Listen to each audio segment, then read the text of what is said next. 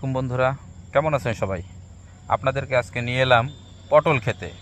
আমি জীবনের এই প্রথম দেখতেছি পটল গাছ আর পটল ক্ষেত, এইভাবে কখনো দেখা হয় নাই। তো এই জন্য পটল ক্ষেত সামনে, যেহেতু এই জন্য নামলাম, আপনাদেরকে দেখানোর চেষ্টা করতেছি। দেখুন তাহলে, অনেক সুন্দর চারিদিক, বিশাল ক্ষেত,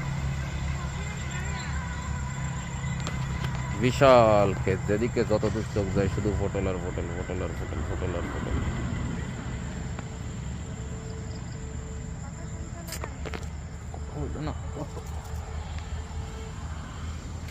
এই দেখেন কত সুন্দর পটল হয়েছে পটল গাছে, অসম্ভব সুন্দর দৃশ্য। এই যে পটল, পটল গাছের সাথে এই যে মরিচ গাছ আছে সাইডে লাগানো সব।